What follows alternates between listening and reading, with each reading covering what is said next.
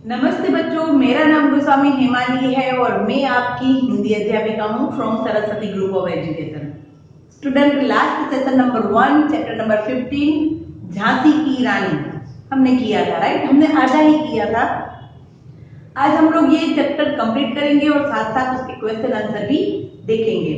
तो last time हमने क्या देखा हमारे चैप्टर में, उसका एक रिवीजन कर लेते हैं और फिर हमें आगे का हम लोग स्टार्ट करते हैं।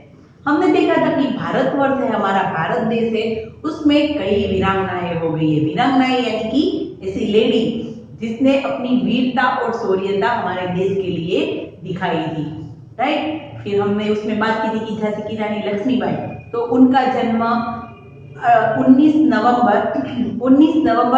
1835 में हुआ था। कहाँ पर हुआ था? काशी में। और उसके पिता थे मोरोपंत जी, जो बाजीराव पेशवा की वहां सेवा में थे, यानी कि वहां पर काम करते थे। और उनकी माता का नाम था भागीरथी बाई। फिर जब ये झांसी की रानी लक्ष्मीबाई है, उसका सबसे पहला नाम था मणिकर्णिका। क्या था? मणिकर्णिका। बट उसको प्यार से सब मनु बुलाते थे। बट वो इतनी चंचल थी, इतनी नटखट थी कि उसको सब छबीली भी कहते थे। तो ये जो मनु थी, उसकी जो माता थी वो 4 ही साल में उसको छोड़ के चली गई थी। तब से लेके तब उसके घर पे कोई देखभाल करने वाला नहीं था, इसलिए मोरोपंत जी यानी कि लक्ष्मीबाई के पिताजी उन्हें बाजीराव के दरबार में ले जाया करते थे। और तभी से खासकर ये जो लक्ष्मीबाई थी वो बहुत होशियार थी, पढ़ने लिखने में, शस्त्र में, कलाओं में भी बहुत निपुण थी वो। और वो अपने वो उसके खेल भी अनोखे थे। उसको किले बनाना, हथियारों से खेलना, बंदूकों से चलाना, वो सब उसके प्रिय खेल थे। वो ऐसे खेल खेला करती थी। फिर हमने देखा था कि उनका विवाह झांसी के राजा गंगाधर राव से होता है। फिर हमने देखा था कि एक दो बातें वो अपने पिताजी से करती है कि मेरे वहां एक हाथी पर बेच के, मेरे वहां एक नहीं 10 हाथी होंगे। ये सारी बातें हमने उसमें देखी थी। नाउ अभी हम लोग पेज नंबर 97 से स्टार्ट कर रहे हैं। कि पेज नंबर 97 से हम लोग स्टार्ट कर रहे हैं। सन 1857 में भारत को अंग्रेजों से आजाद करने का युद्ध शुरू हो गया। ऑलरेडी ये पैराग्राफ हमने कर लिया है, एक बार वापस रिवाइज कर लेते हैं। 1857 का जो पहला युद्ध था वो शुरू हो गया था। लक्ष्मीबाई ने अपनी वीरता और बुद्धिमानी से झांसी का किला और राज्य बचा लिया। हम लोग जानते हैं कि उसके पति की भी मृत्यु हो गई थी और सारा कारोबार था, जो कारभार था राज्य का, वो सब कुछ लक्ष्मीबाई पर आ पड़ा था। और उन्होंने अपनी सूझबूझ से और अपनी बुद्धिमानी से अपने राज्य को उस समय उसने बचा लिया था। युद्ध के मैदान में घोड़े पर सवार, दोनों हाथों में नंगी तलवार लिए, पीठ पर पुत्र को बांधे रानी रणचंडी का रूप धारण कर लेती थी और शत्रु दल का संहार करती थी। हमने देखा था कि वो कैसे एक तलवार लेकर अपने पुत्र को, खुद का पुत्र नहीं था, उसका पुत्र था, वो तो थोड़े ही महीनों में उसकी भी मृत्यु हो गई थी। ये वो पुत्र था जिसने उन्होंने गोद लिया था और वो उसको बांध के अपने कमर पर, अपनी पीठ पर उसको बांध कर और वो फिर तलवारों से लड़ने युद्ध के मैदान में जाती थी। जैसे कि रणचंडी का एक रण में लड़ने वाली देवी का रूप उसने धारण कर लिया था। नाउ नेक्स्ट पैराग्राफ से स्टार्ट करते हैं, खास ध्यान देना। झांसी की सेना अंग्रेजों की तुलना में छोटी थी। अंग्रेजों थे, उनकी जो सेनाएं थी वो बहुत बड़ी थी, उनके पास इतने हथियार थे।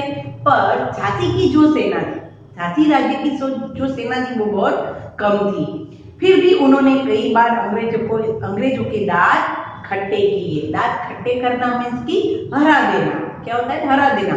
उनके पास इतनी सेना नहीं थी अंग्रेजों जितनी, फिर भी उन्होंने कई बार अंग्रेजों के हरा दिया था। दांत खट्टे करना यानी कि हरा देना।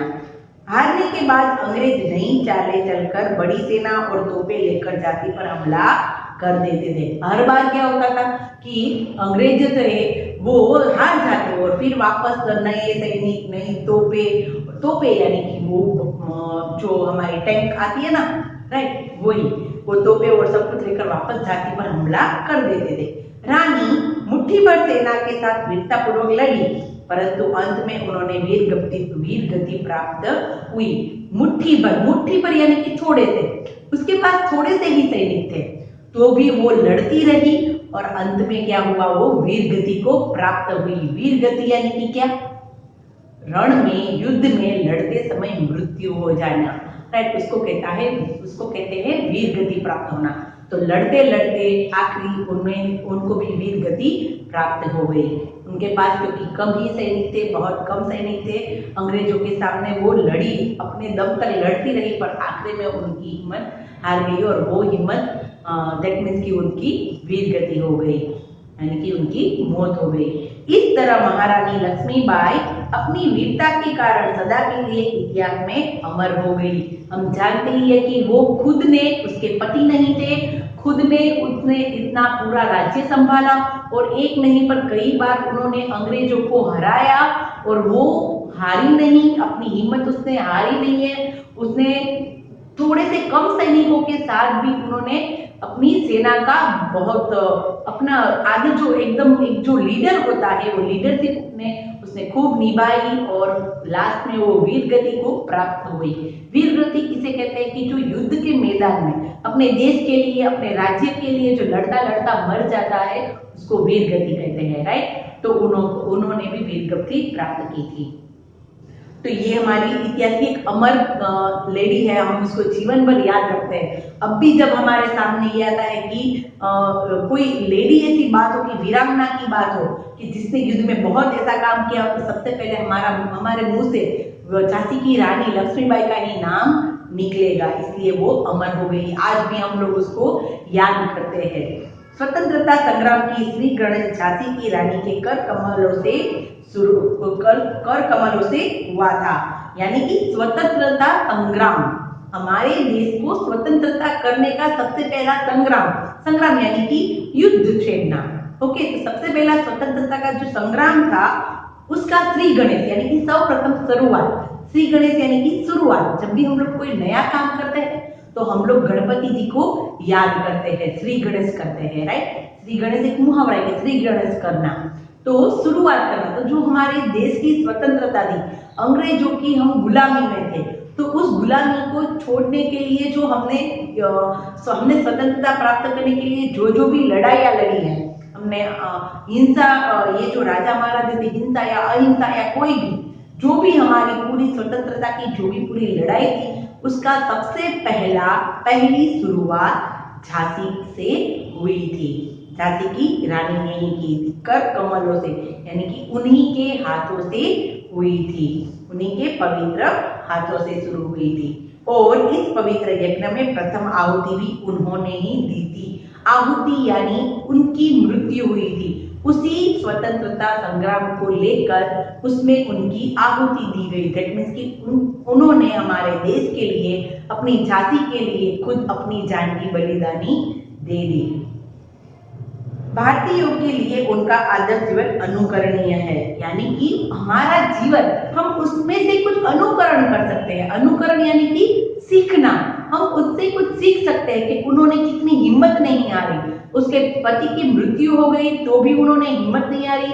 उन्होंने कई बार अंग्रेजों को खत लिखे कि वो अपने बेटे को वहां पर बिठाएंगे, क्योंकि उस समय ऐसा था कि जिस राज्य में जिस राजा या रानी का खुद का बेटा नहीं होता था, तो उस राज्य की जो सारी डोर होती है वो अंग्रेज ले लेते थे, उस पर एक गवर्नर आ जाता था। ऐसा उस समय एक रूल्स था जो अंग्रेजों ने बनाया था कि यहाँ पर ये राज्य है, इस राज्य में राजा या रानी नहीं है या उनके बेटे नहीं है जो राज कर सकते हैं, तो उस पर अंग्रेज अपना हुक्म चलाते थे और उसको अपने कब्जे में कर लेते थे। तो झांसी की रानी ने तो ये तय किया था कि मेरा खुद का बेटा नहीं है, पर मैंने गोद लिया हुआ बेटा है, वो राजा बनेगा। और ये बात अंग्रेज लोग स्वीकार रहे नहीं थे और इसी के ऊपर फिर युद्ध छिड़ा और आखिरी में फिर झांसी की रानी वीर गति की प्राप्त हुई थी। तो ये सारी बातें थी वो कहीं ना कहीं हमारी स्वतंत्रता से जुड़ी हुई थी, राइट। तो उसमें सबसे पहला बलिदान और सबसे पहली शुरुआत झांसी की रानी लक्ष्मीबाई ने ही की थी। और तो उनके जीवन से हम लोग बहुत कुछ हमारे जीवन में भी उतार सकते हैं, उनका अनुकरण कर सकते हैं कि हमें जीवन में कभी भी हार नहीं माननी चाहिए। हम हमारे जीवन में कभी भी हार नहीं मानेंगे तो हम लोग भी कुछ ना कुछ अवश्य कर सकेंगे, राइट। तो ये हमारा चैप्टर था झांसी की रानी लक्ष्मीबाई का, राइट। तो हमें अभी हम लोग उसके क्वेश्चन आंसर देख लेते हैं। क्वेश्चन आंसर हमारे दो प्रकार के होते हैं, राइट। नाउ फर्स्ट बोलने की बारी वाले प्रश्न।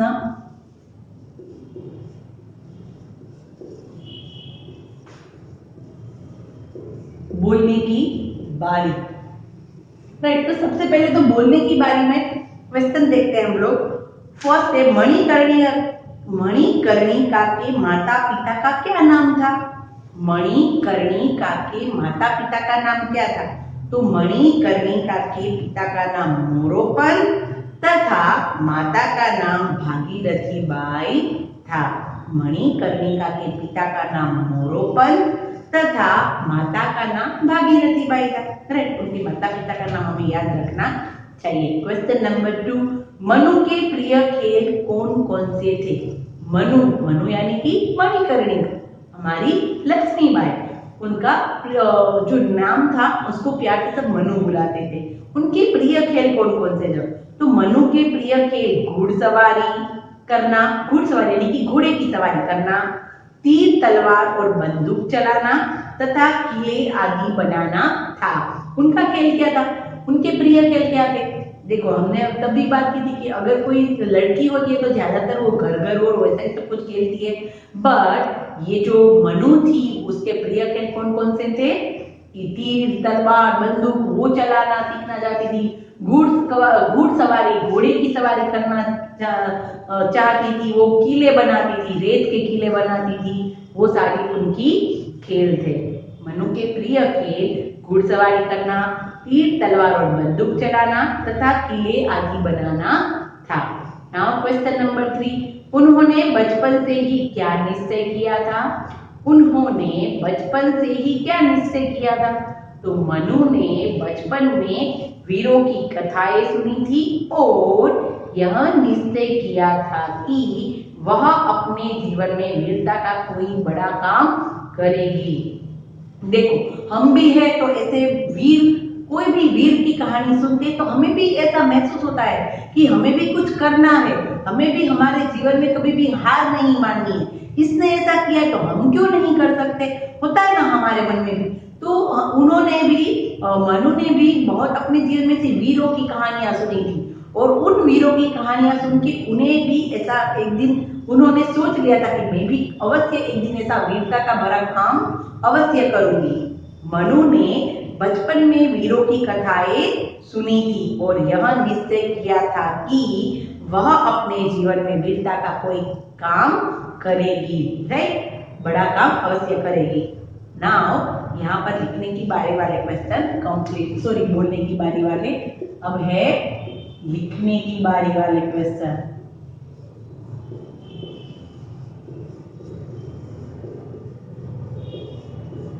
लिखने की बारी वाले क्वेश्चन में सबसे पहला है, मनु को किन किन नामों से पुकारा जाता था? तो इसके लिए हमें पूरा लेसन याद होना चाहिए। मनु को किन किन नामों से पुकारा जाता था? तो मनु का नाम मणिकर्णिका रखा गया था। सबसे पहला क्या था कि उसका नाम मणिकर्णिका रखा गया था। उसे मनु तथा चंचल और सुंदर होने के कारण पेशवा के दरबार में छबीली कहकर पुकारा जाता था।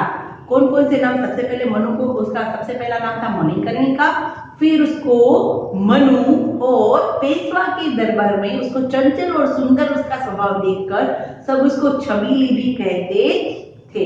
शादी के बाद वह झांसी की रानी लक्ष्मीबाई के नाम से प्रसिद्ध हुई, यानी कि शादी होने के बाद वो झांसी की रानी लक्ष्मीबाई के नाम से प्रसिद्ध हुई। यानी कि उनके कितने नाम हुए? मणिकर्णिका, मनु, छबीली और झांसी की रानी लक्ष्मीबाई। टोटल उनके 4 नेम हुए, मणिकर्णिका, मनु, छबीली और झांसी की रानी लक्ष्मीबाई। मनु का नाम मणिकर्णिका रखा गया था। उसे मनु तथा चंचल और सुंदर होने के कारण पेशवा के दरबार में छबीली कहकर पुकारा जाता था। शादी के बाद वह झांसी की रानी लक्ष्मीबाई के नाम से प्रसिद्ध हुई। क्वेश्चन नंबर 2, मनु को उनके पिताजी बाजीराव के दरबार में क्यों ले गए? मनु को उनके पिताजी थे वो दरबार में क्यों ले जाते? मनु केवल 4 वर्ष की थी जब उनकी माता का देहांत हो गया था। देहांत यानी कि उनकी माता की मृत्यु हो गई थी। वो तब कितनी थी? सिर्फ 4 साल की। उनके पिता मोरोपंत जी मराठा पेशवा की सेवा में थे, यानी कि मराठा पेशवा में उनके पिताजी काम कर रहे थे। मनु की देखभाल करने वाला कोई नहीं था, इसलिए उनके पिता मनु को बाजीराव के दरबार में ले गए। राइट, उसके पिता थे, मनु के पिता थे, उनको दरबार में क्यों ले जाते थे? क्योंकि वहां पर उनके घर पे उसकी देखभाल करने के लिए कोई नहीं रहता था। जब वो 4 साल की थी तभी उनकी माता का देहांत हो गया था और कोई भी उसको उनके घर पर कोई नहीं रहता था। इसीलिए जो मोरोपंत जी थे वो मनु को अपने साथ दरबार में ले जाया करते थे। नाउ क्वेश्चन नंबर 3, रानी ने अपनी सेना के लिए क्या क्या प्रबंध किया? रानी ने अपनी सेना के लिए क्या क्या प्रबंध किया था? हम लोग जानते हैं कि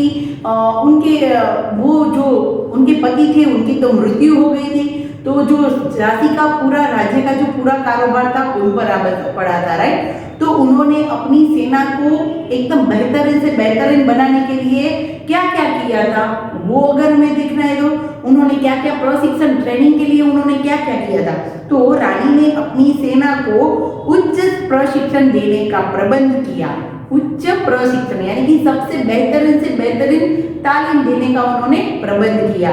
उन्होंने किले के अंदर ही व्यायामशाला बनवाई। उन्होंने क्या किया कि अपना जो उनका किला था, झांसी का जो किला था, उसी के अंदर उन्होंने क्या बनाई? व्यायामशाला। व्यायामशाला यानी कि सारे शस्त्र और सब कुछ सीखने की जो प्रशिक्षण ट्रेनिंग होती है, जो तालीम की जो सारी चीजें होती है, वो सब कुछ वहां पर उन्होंने रख दी थी। सब कुछ सीखने के लिए सब कुछ वैसी जगह ही उन्होंने एक बनवाई थी। शस्त्रादि चलाने तथा घुड़सवारी के आवश्यक प्रबंध किए गए। शस्त्र चलाने के जैसे कि तीर चलाना, तलवारें चलाना, बंदूकें चलाना, वो सबके साथ साथ उन्होंने घुड़सवारी भी करना। घुड़सवारी के तब हम जानते हैं कि उस समय जो युद्ध होता था वो घुड़सवारी से ही घोड़े के ऊपर सवारी करके ही सब युद्ध करते थे। तो उन सब की तालीम की व्यवस्था उन्होंने वहां पर किले के अंदर ही कर दी थी। उन्होंने स्त्रियों को भी एक सेना बनाई थी। सबसे विशेष बात तो उनकी ये थी कि उनकी जो सेना थी उसमें एक जो टोली थी वो थी एक स्त्रियों की, जिन्होंने स्त्रियों की भी एक सेना बनाई थी। रानी ने अपनी सेना के लिए क्या क्या प्रबंध किया? तो रानी ने अपनी सेना को उच्च प्रशिक्षण देने का प्रबंध किया। उन्होंने किले के अंदर ही व्यायामशाला बनवाई, शस्त्रादि चलाने तथा घुड़सवारी के आवश्यक प्रबंध किए। उन्होंने स्त्रियों की भी एक सेना बनाई थी। राइट, उन्होंने एक स्त्रियों की भी सेना बनाई थी। नाउ क्वेश्चन नंबर 4, रानी के युद्ध कौशल पर 4 वाक्य लिखिए। उसका युद्ध का कौशल यानी कि जो युद्ध करती थी वो उसमें क्या था, वो किस प्रकार से युद्ध करती थी, उसके कौशल्य क्या क्या थे, वो किस रीत से युद्ध करती थी। तो झांसी की रानी लक्ष्मीबाई के युद्ध कौशल का गुणगान सभी करते हैं। झांसी की रानी लक्ष्मीबाई के युद्ध कौशल का गुणगान सभी करते हैं। हम लोग आज भी उनकी जो ये ब्रेवरी थी, उनकी जो शौर्यता थी, वीरता थी, उनको आज भी हम लोग याद करते हैं, यानी कि हम लोग उनका गुणगान करते हैं। सबसे पहला है कि वह मैदान में अपने घोड़े पर सवार होकर कूद पड़ती ही थी। क्या करती थी वो? अपने घोड़े पर सवार होकर एकदम मैदान में, रण के युद्ध के मैदान में वो एकदम कूद पड़ती थी। हाथों में नंगी तलवार लिए शत्रु का संहार करती थी। नंगी तलवार मीन्स की खुली तलवार, वो हाथ में खुली तलवार लेके सब लोगों का संहार कर देती थी। संहार करना यानी कि विनाश करना, सबको मौत के घाट उतार देती थी दुश्मनों को। अपने पुत्र को पीठ से बांधे जब युद्ध भूमि में आती तो रणचंडी का रूप धारण कर शत्रुओं का विनाश करती थी। रणचंडी यानी कि हम लोग महाकाली की बात करें तो महाकाली देवी है, उसको उन्होंने राक्षसों का कैसे विनाश किया था। एक रणचंडी बनकर, रण की देवी, युद्ध की देवी बनकर उन्होंने कैसे विनाश किया था राक्षसों का, वैसे ही झांसी की रानी ने भी अपने दुश्मनों का एक रणचंडी बनकर उन्होंने सबका विनाश कर दिया था। सबसे पहले तो सब हम लोग उनका गुणगान करते हैं। वह मैदान में अपने घोड़े पर सवार होकर कूद पड़ती थी, हाथों में नंगी तलवार लिए शत्रुओं का संहार करती थी। अपने पुत्र को पीठ से बांधे, अपने पुत्र को कहां पर बांधा था उन्होंने, पीठ पर। जब वह युद्ध भूमि में आती तो रणचंडी का रूप धारण कर शत्रुओं का विनाश कर देती थी। क्या कर देती थी, शत्रुओं का विनाश कर देती थी। तो ये थे हमारे क्वेश्चन आंसर। राइट नाउ यहाँ पर ये चैप्टर हमारा कंप्लीट होता है। मैंने ये पूरा एक्सप्लेन कर दिया है और यहाँ पर हमने क्वेश्चन आंसर भी कंप्लीट कर लिए हैं। अगर आप लोगों को लेसन प्रॉपर समझ में आ गया होगा तो हम उसके क्वेश्चन आंसर है वो आराम से कर सकते हैं। अगर हम लोगों को लेसन ठीक से समझ में नहीं आएगा तो हम उसके क्वेश्चन आंसर हमारे तरीके से नहीं लिख सकते। यस, इसलिए लेसन समझना खूब जरूरी है। अगर इसमें कोई भी हार्ड वर्ड्स आपको लगते हैं तो आप उसको पहले अलग करके अलग से लिख लो, ताकि जब आप उस हार्ड वर्ड्स को अपने आंसर में लिखेंगे तो उसमें लिखने में कोई मिस्टेक ना हो। ओके, तो आशा है कि ये आप लोगों को क्वेश्चन आंसर भी समझ में आ गए होंगे। एक बार लेसन ठीक से रीड करो और क्वेश्चन आंसर 2 बार रीड करो, तो ऑफ कोर्स आप बिना इसको गोखड़ पट्टी कर्या वगर, है ना, गोखड़ पट्टी कर्या वगर, दैट मीन्स कि उसको रट्टा मार के नहीं हमें लर्न करना है, हमें समझ के उसको लर्न करना है, ताकि हम एग्जाम में हमारे तरीके से आंसर लिख सकते हैं। ओके, नाउ हम लोग नेक्स्ट सेशन में मिलेंगे और हमारी पाठमाला और अभ्यास पुस्तिका में चैप्टर नंबर 15 बाकी है वो कंप्लीट करेंगे। तो तब तक के लिए बाय बाय।